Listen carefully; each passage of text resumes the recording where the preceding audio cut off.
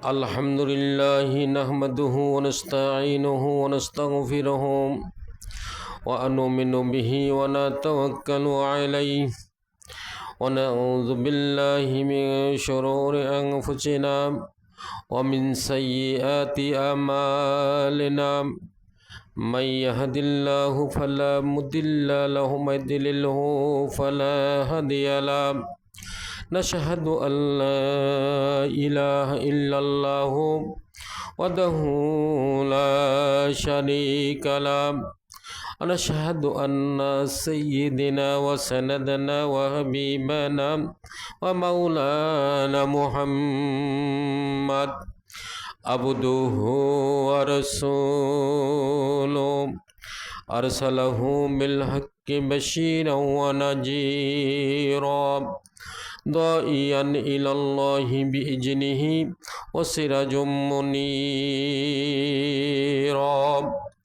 فقد قال الله تعالى في كلامه المجيد والفرقانه الحميد أعوذ بالله من الشيطان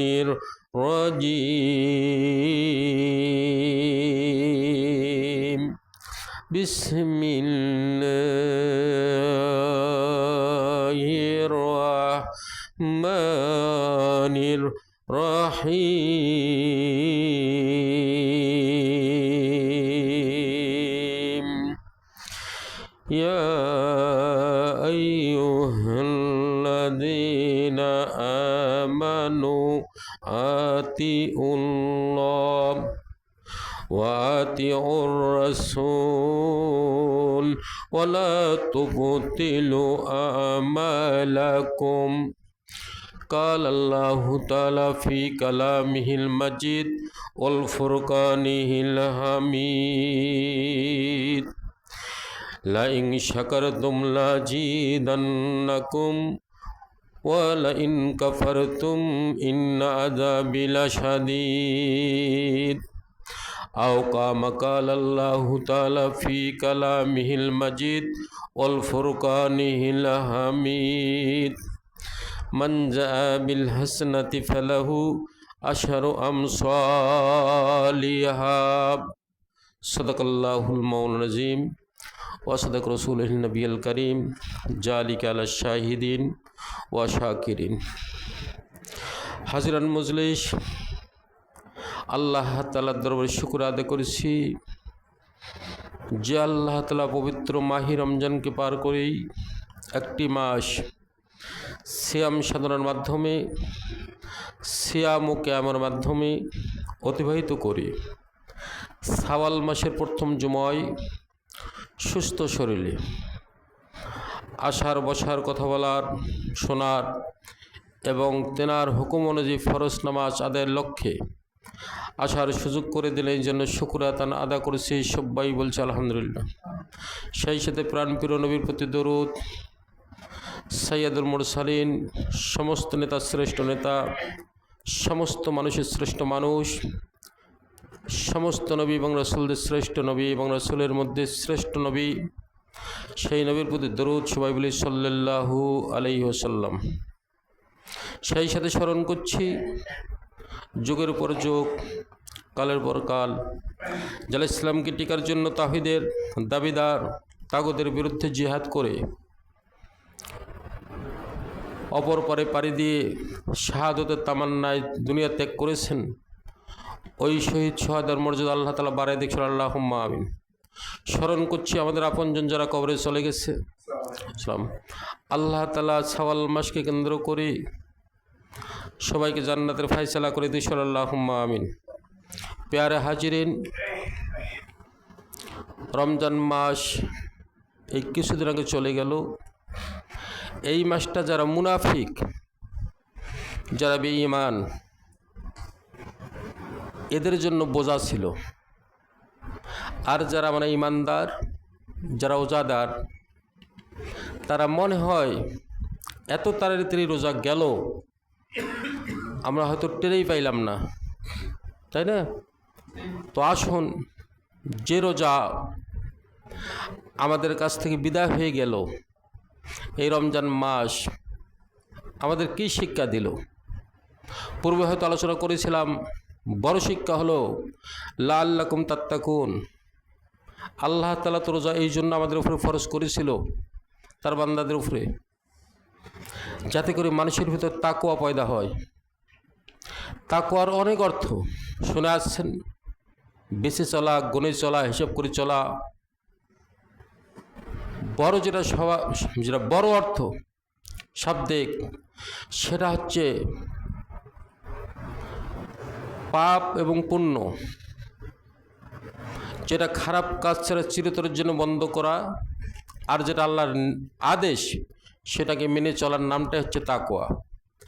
আল্লাহ তাআলার আদেশকে মানা, নিষেধকে পরিহার করা, এইটার নামে আসল তাকওয়া।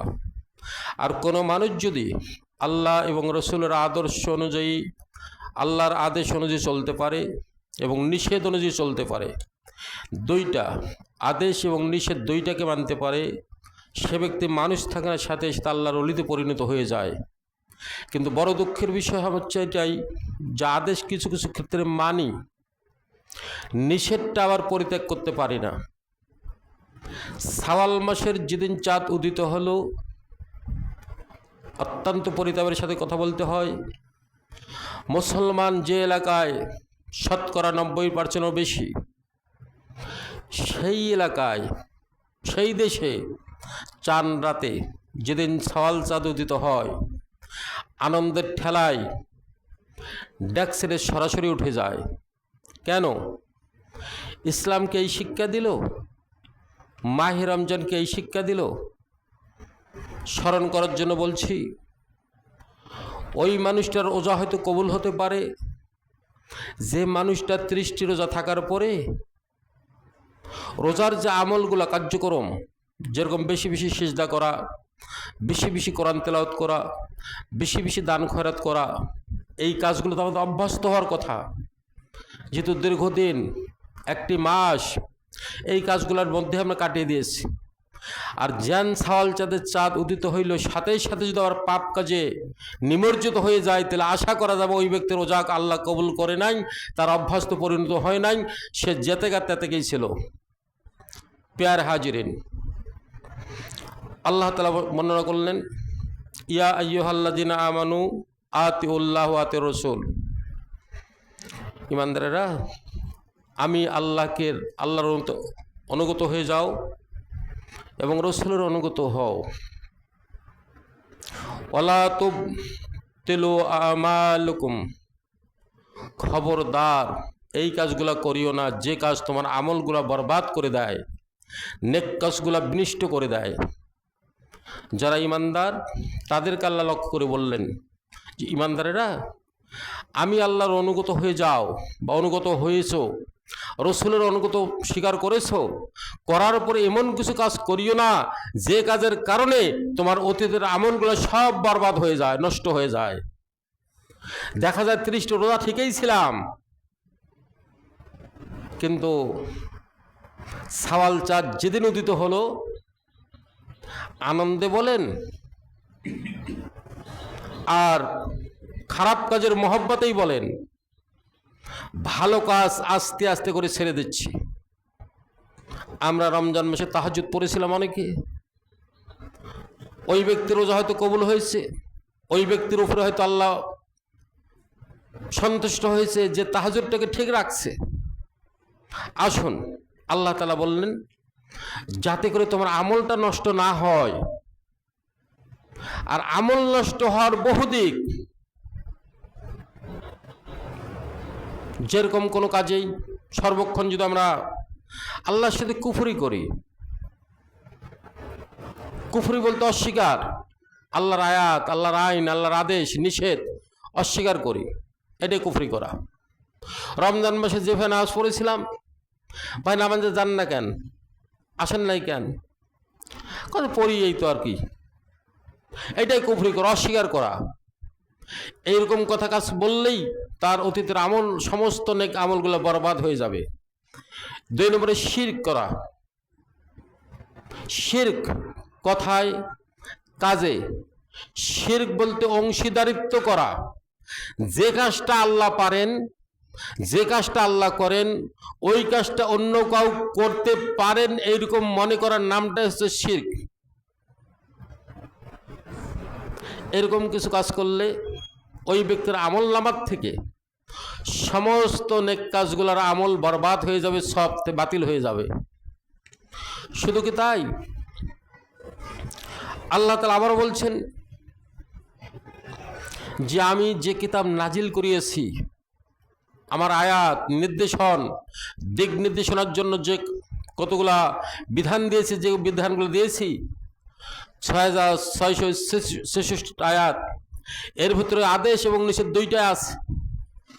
এই আদেশ এবং নিষেধ মানুষ চলার যে গাইড, এই যে কোরআনুল কারীম, এইটিকে অস্বীকার করা। শুধু কি তাই, আবার হতে পারে আল্লাহ এবং আল্লাহর রসুলের পথে বাধা দেওয়া। নামাজ পড়ে ঠিক আছে,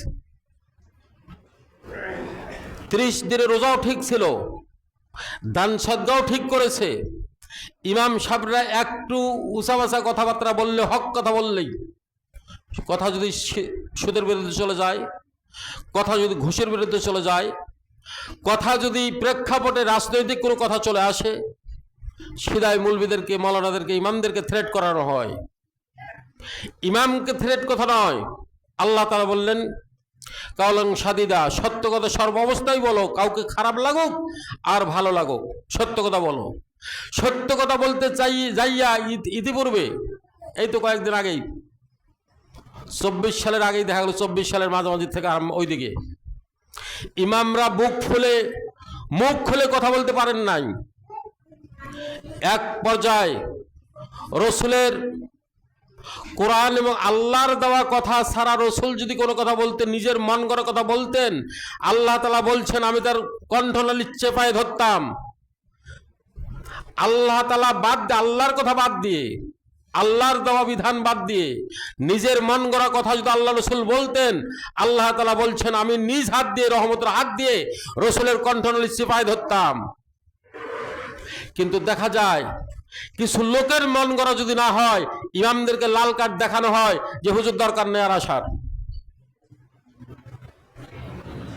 এটা হচ্ছে রসুল এবং রসুলের বিরুদ্ধে, আল্লাহ এবং আল্লাহর বিরুদ্ধে বাধ্যতামূলক কিছু কথাবার্তা বলা। পেয়ারা হাজিরেন, আবার পরকালকে অস্বীকার করা। মানুষ মরে গেলে কি আর দেখবে? মানুষ মরে গেলে ফির কবরে কি হবে? মরে গেছে শেষ। এটা সেই সময় কাফেররা বলছিল যে হ্যাঁ, যদি আল্লাহ ধরেও মাত্র কয়েকদিন আযাব দিতে পারে, মাত্র কয়েকদিন। এরকম কিছু কথাবার্তা বললেই তার অতীতের সমস্ত নেক আমলগুলা বরবাদ হয়ে যাবে।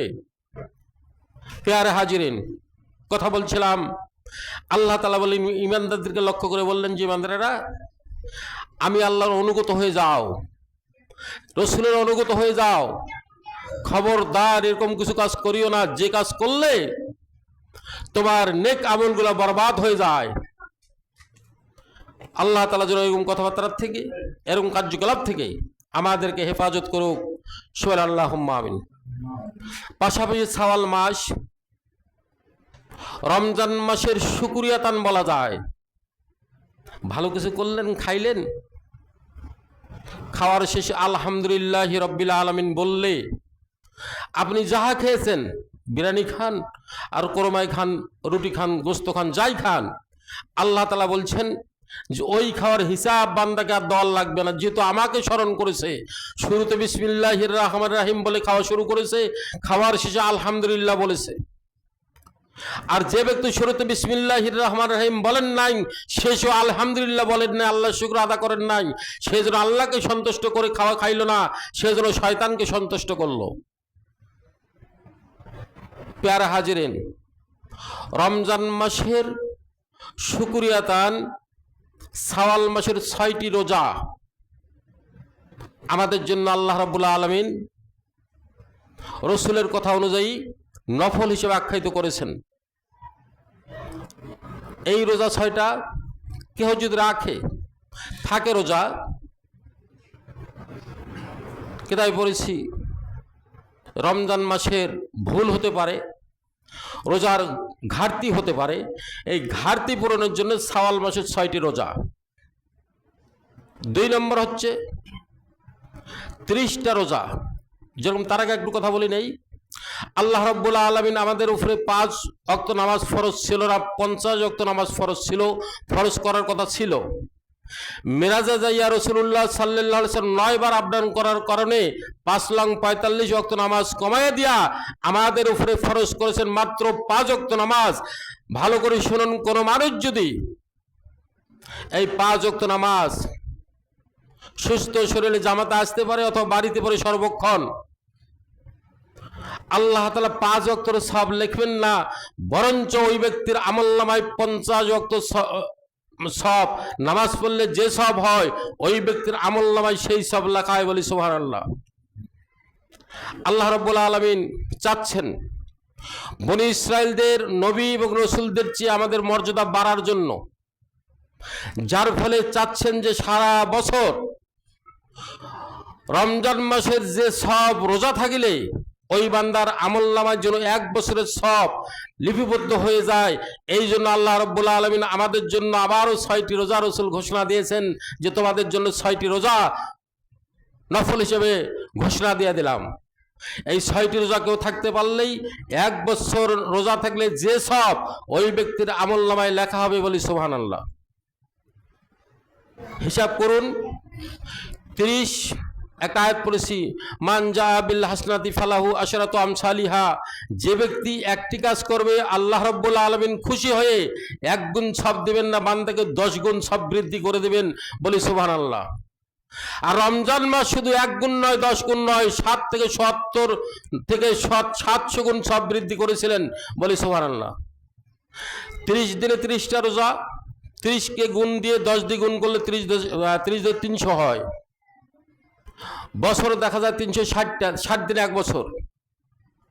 এই জন্য আমাদের জন্য আবার অতিরিক্ত 6টি রোজা নফল হিসেবে দিয়েছেন, যাতে করে কোনো মানুষ এই নফল 6টি রোজা যদি থাকে ওই 300 আর এখানে 60, 360 দিনকার রোজা থাকলে যে সব ওই ব্যক্তির আমলনামায় লেখা হবে। বলি সুবহানাল্লাহ। পেয়ারে হাজিরিন, প্রশ্ন আসতে পারে এই রোজাটা আমরা কখন থাকবো? এই রোজা শাওয়াল মাস যেদিন চাঁদ উদিত হয়ে গেছে পরের দিনটা হলো ঈদুল ফিতর। ঈদের দিনে রোজা থাকা হারাম, আল্লাহর নিষেধ। তার পরের দিন থেকে গোটাল মাস ধরে আপনি 6টা রোজা থাকতে পারবেন। ভেঙ্গে ভেঙ্গেও দিতে পারবেন, একসাথেও দিতে পারবেন। আর একটা নিউজ দেই, সুসংবাদ দেই, আল্লাহ রসুল সোমবার এবং বৃহস্পতিবার রোজা থাকতেন এবং আইএমএ বিজির চাঁদের 13, 14, 15 তারিখ রোজা থাকতেন। কোনো মানুষ যদি ওই খেয়াল করে যে রসুল সোমবার রোজা ছিলেন, বৃহস্পতিবার রোজা ছিলেন, তা আমিও সোমবার আর বৃহস্পতিবার রোজা দেব, তাহলে সোমবার এবং বৃহস্পতিবার রোজার যে সব পাশাপাশি নফলের সবও পেয়ে যাবেন। আইএমএ বিজনেস যে সব আল্লাহ রসুল ছিলেন এটাও মানা হয়ে গেল। ওই সময় যদি 3টা করে 3 6টা দিতে পারেন আরো সব ভালো পুরস্কৃত হবেন। পেয়ারে হাজিরিন, এখন মা বোনদের সম্বন্ধে কথা বলি। এখানে না থাকলেও যেহেতু মা বোনদের গার্জিয়ান আমরা আছি, আল্লাহ প্রদত্ত তাদের 7 দিন, 3 দিন, 10 দিন একটা বেমার হয়, এটা সবাই জানেন। ওই সময় তাদের নামাজ রোজা বন্ধ থাকার জন্য আল্লাহ হুঁশিয়ার করে দিয়েছেন। রসুল বলেছেন যে নামাজেরও প্রয়োজন নাই, রোজারও প্রয়োজন নাই। তাহলে 5 দিন, 7 দিন, 3 দিন অথবা 10 দিন যে মা এবং বোনের রোজা কমতি হয়ে গেছে এটা হচ্ছে কাজা রোজা। এটা হচ্ছে কাজা রোজা। আর কোনো মানুষ সফরে গেছেন সুস্থ শরীরে, কামকাজের জন্য ব্যস্ততার কারণে, অসুস্থতার কারণে ওজা থাকলে শারীরিক ডাক্তার নিষেধ করেছে, এই জন্য আপনি ওজা থাকতে পারেন নাই, কম হয়ে গেছে, মাসিক 30টা রোজা কোনো কারণে কম হয়ে গেছে, এর পরের মাসে দেওয়াটা হচ্ছে কাজা রোজা। এখন প্রশ্ন আসতে পারে, হুজুর আগে শাওয়াল মাসের রোজা 6টা দেব না কাজা দেব? আপনার যদি কাজা হয়ে থাকে, মা বোনদের যে কাজা রোজা থাকে, ওই কাজাটা যদি আগে দিয়ে শাওয়াল মাসে রোজা দেন উত্তম হবে। আর যদি কাজাটা দিতে পারতেছেন না, ব্যস্ততার কারণে, গরমের কারণে, কাজার সময় আছে এই শাওয়াল মাস থেকে আগামী রমজানের আগ পর্যন্ত, যে কোনো মুহূর্তে আপনার 10টা, 5টা, 3টা কাজা রোজা দিতে পারবেন, সমস্যা নাই। কিন্তু শাওয়াল মাসের যে 6টি রোজা, এটা শুধু এই মাসের জন্য বরাদ্দ। এই শাওয়াল পার হয়ে গেলে আর এই নফল নামা, এই রোজা থাকার কোনো প্রয়োজন হবে না, আপনি সব থেকে মাহরুম হয়ে গেলেন। বুঝতে পারছি প্যারা হাজিরিন? এরপর একটা আয়াত পড়েছি, যেটা শুরুতে বলছিলাম, তোর মোবাইলটা তো আর একটা পড়ছিলাম, যে রমজান মাসের শুকরিয়া তান এই রোজা। শুকরিয়া আমরা কেন করব?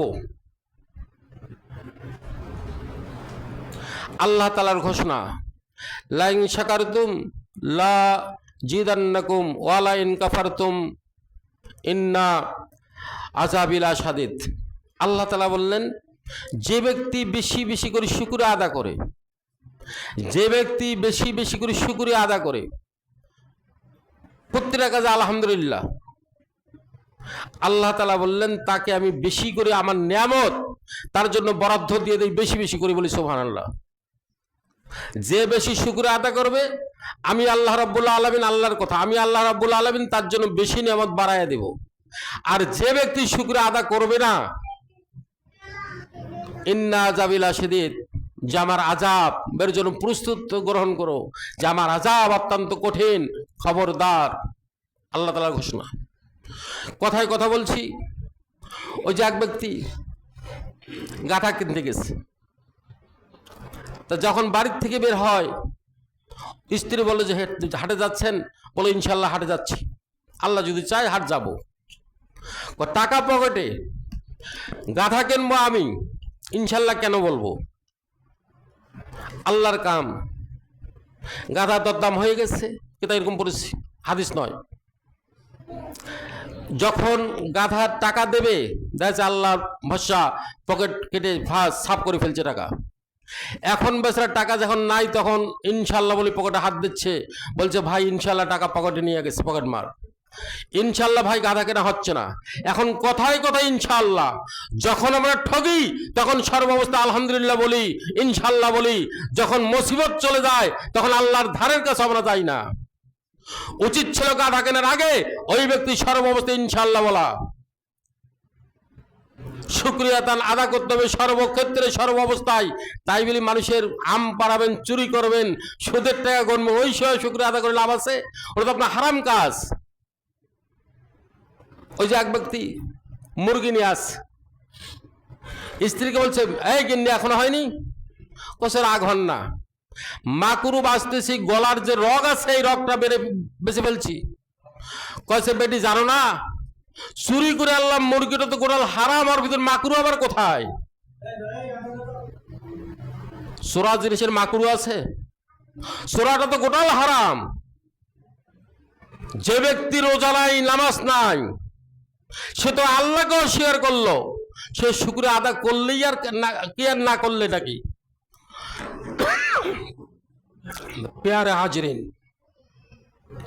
কথা বলছিলাম শাওয়াল মাসের 6টি রোজা থাকতে হবে। আল্লাহ যেন সবাইকে বেশি বেশি করে রমজান মাসের শিক্ষণীয় যেগুলো কাজ সেগুলো আদা করার, যেগুলো বর্জনীয় বিষয় ছিল সেটা বর্জন করে বাকি জীবন যাতে করে আমাদের অতিবাহিত করার সুযোগ করে দেন। রমজান মাস শিক্ষা দিল তাকওয়া, সমস্ত শিলের কাছ থেকে, বেহাপনার কাছ থেকে দূরে থাকতে হবে, সমস্ত ভালো কাজকে আঁকড়ে ধরতে হবে, কোরআন তেলাওয়াত, নফল ইবাদত বেশি বেশি করতে হবে, সেজদা বেশি বেশি করতে হবে, আল্লাহ যেন দান সদকা বেশি করে করার। সর্বাবস্থায় এক কথা, তা'মারুনা বিল মারুফ ওয়া তানহাউনা আনিল মুনকার, ভালো কাজ করতে হবে, খারাপ কাজকে বর্জন করতে হবে। আল্লাহ যেন সবাইকে সমস্ত অশ্লীল কাজ, বেহাপনার কাছ থেকে পরিহার করে ভালো কাজ বেশি বেশি করার তৌফিক দেখ। ওয়া মা তৌফিক ইল্লা বিল্লাহ। আসসালামু আলাইকুম ওয়া রাহমাতুল্লাহ।